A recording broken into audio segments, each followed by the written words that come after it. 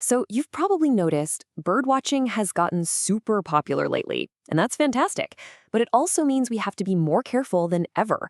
How do we enjoy these incredible creatures without, getting in their way or causing harm? Well, in this explainer, we're going to dive into the essentials for mindful, respectful birdwatching.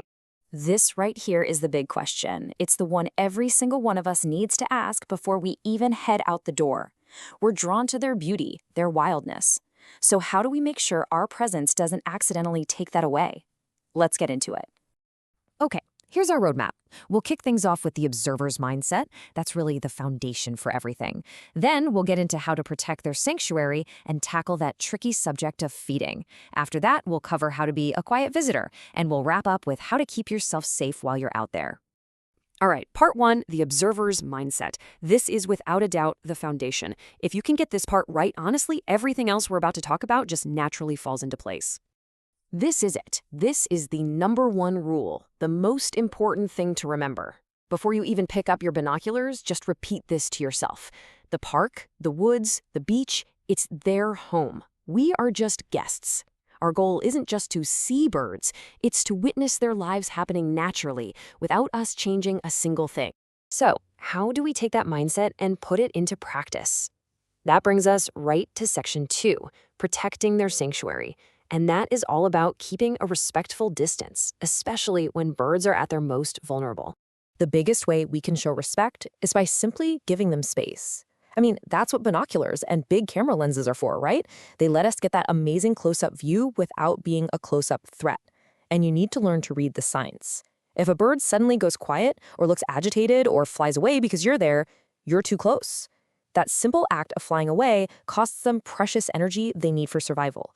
Think of it as their alarm bell telling you to back up. And this really brings it all home. It shows the direct and sometimes tragic result of our actions. You might think, oh, I'll just get one quick photo. But if that keeps a parent bird away from its nest for even a few minutes, the chicks inside aren't getting fed, they're not being kept warm, it can weaken them and make them vulnerable. It's a really powerful reminder of the impact we can have. Okay, next up, let's talk about something that's a bit tricky. It's an action that almost always comes from a good place, but unfortunately can cause some pretty serious unintended harm. Let's talk about the feeding dilemma. This slide just lays it out so clearly, right? The intention is so pure. We see a bird, we think it's hungry, we want to help.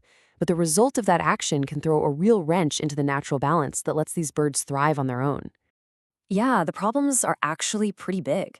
Giving birds human food messes with their natural diet, and over time, it can make them forget how to find food for themselves. Plus, when you get a ton of birds all gathering in one spot, it's a perfect breeding ground for diseases to spread. And it doesn't just attract birds, it can also bring in pests like rats, which messes with the whole local ecosystem. So, what's the golden rule here? It's actually super simple. Just don't feed wild birds. The only exception is if you're in a designated area like a park or sanctuary that has very specific rules and provides the right kind of food. Otherwise, the best way to help a wild bird is to let it be wild. Protecting birds isn't just about what we do directly to them, like getting too close or feeding them. It's also about our whole presence, our overall impact on their home. Birds are just incredibly sensitive to sound. What sounds like a normal conversation to us can sound like a predator closing into them. A sudden laugh or a shout can make them flee. And remember what we said about wasted energy? It's a real cost. The best observers are the quiet ones. Okay, this one is a big deal. It's a hard and fast rule, absolutely no exceptions. Imagine a bright, blinding light suddenly going off in your face. It's startling, it's stressful, and it's completely disorienting for a bird. Modern cameras work great in low light, so there's just no need for a flash. If you can't get the photo without it, then the right thing to do is to just not take the photo. This one's a classic, but it's so important. It's the basic rule of being in any natural space. Even a tiny piece of a plastic wrapper can be deadly if an animal eats it. It pollutes the very habitat we came to enjoy. The rule is simple. If you pack it in, you pack it out. Period. And our responsibility goes even further. Sticking to the trails protects the plants and insects that birds need for food and shelter. And we have to talk about pets. Dogs, even friendly ones, should always on a leash. And cats, well, outdoor cats are a huge threat to bird populations.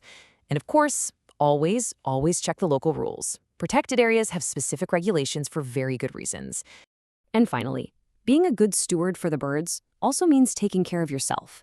I mean, you can't be a respectful and effective observer if you're not safe and prepared for what's out there.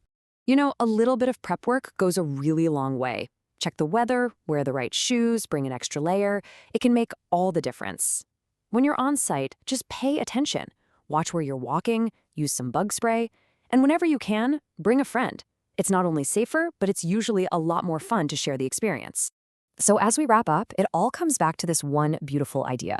Birdwatching really is a privilege.